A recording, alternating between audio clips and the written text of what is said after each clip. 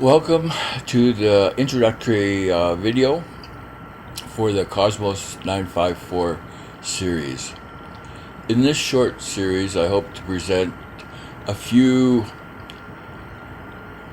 items of evidence that are very suggestive that the nuclear reactor of Cosmos 954 on January 24th, 1978 survived re-entry into the atmosphere intact and now lie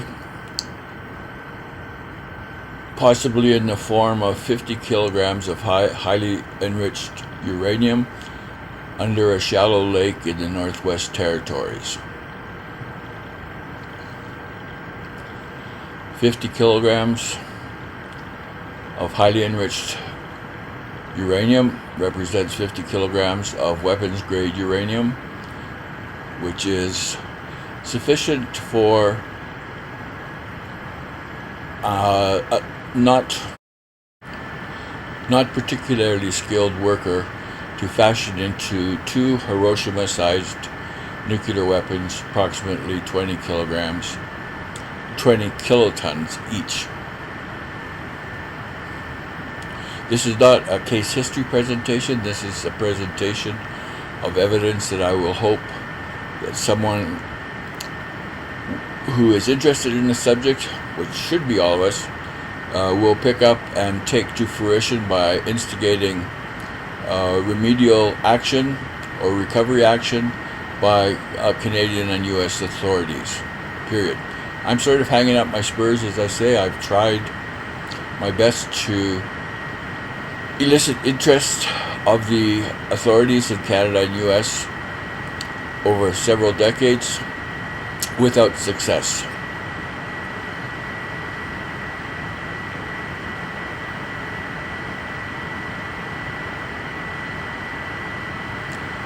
This little clip of alternation, although it's kind of bogus, is actually, one of them represents the recovery of fragments from Cosmos 954 and the other is the intact satellite, and there's not much difference, period. The reactor was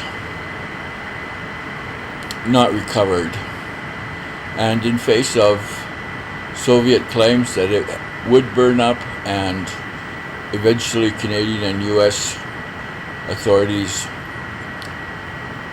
took up the same mantra, it was hard to interest people in authority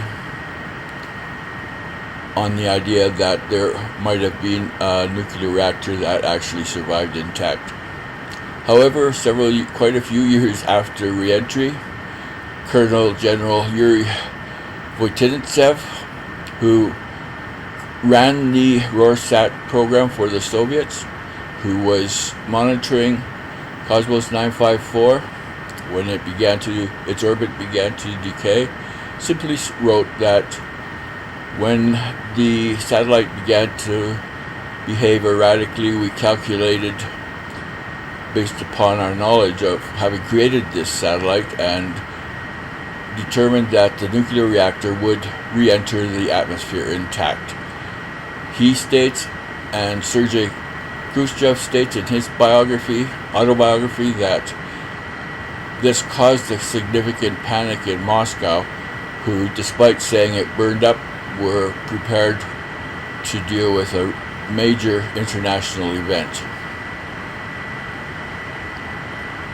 The one caveat that I have to put up is that the Canadians and Americans, or the Americans, actually located and recovered the returned nuclear reactor without telling anyone else.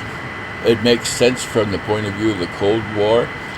The Rorschach satellites were on the highest point of the Western intelligence lists of items to recover or to get their hands on, and with slight exaggeration, I've mentioned that they would have sold their firstborn for that opportunity.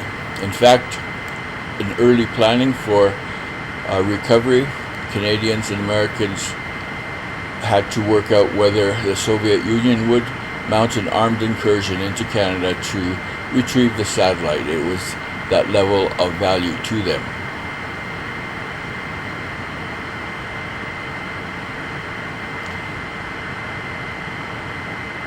There are several pieces of evidence which are so glaringly omitted from the official record and unofficial record that it lends credence to the possibility that the reactor was recovered. The other alternative seems to be an inefficient and silly search, and that doesn't strike me as logical. The evidence that I review is grouped into basically the scientific literature and the published literature that came out at the time, and the group 2 evidence contains new places where we could seek out evidence that relates to that moment in time, along with evidence that was quite significant by my standards, yet not incorporated into the official record.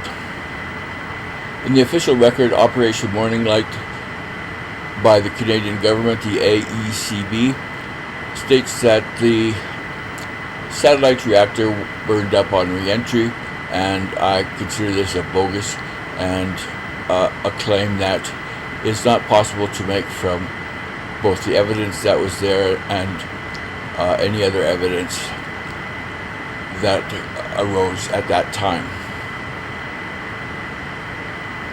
So that's it. Go on to the video 1. I've added just a few items here at the end that were of interest to me, but not of general interest. So peruse them if you like, or switch to video 1, which begins the presentation.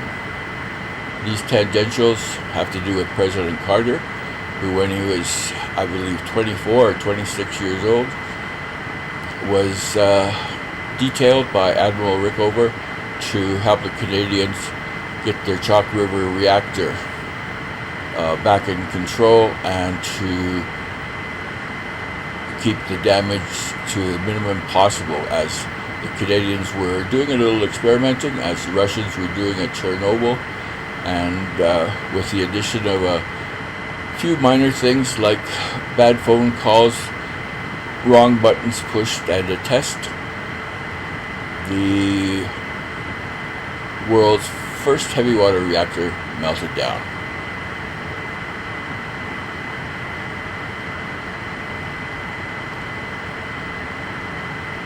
President Carter, the future President Carter, later explained that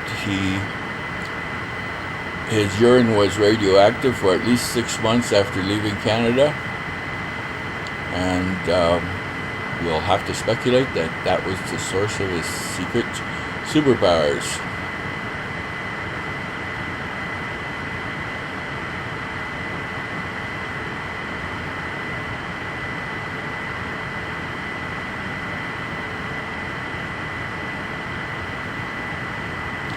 Gretzky reasoning is just an invention which doesn't sound like it's an honor, but it is due reverence for the great one. And Gretzky reasoning comes from playing with kids, hide and go seek.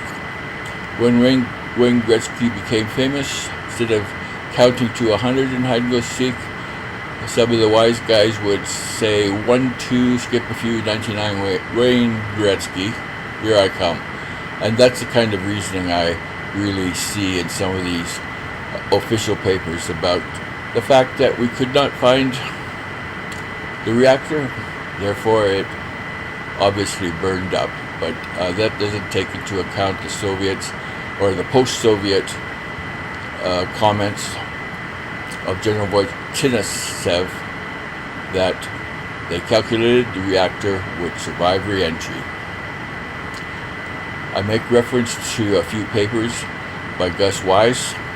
The one entitled The Life and Death of Cosmos 954 was declassified sometime after the incident, and I thought it was very well written, were recovered, or in helping guide the search. We still don't have in Canada, the detailed blueprints of the actual satellites, and everyone just was guessing at the time.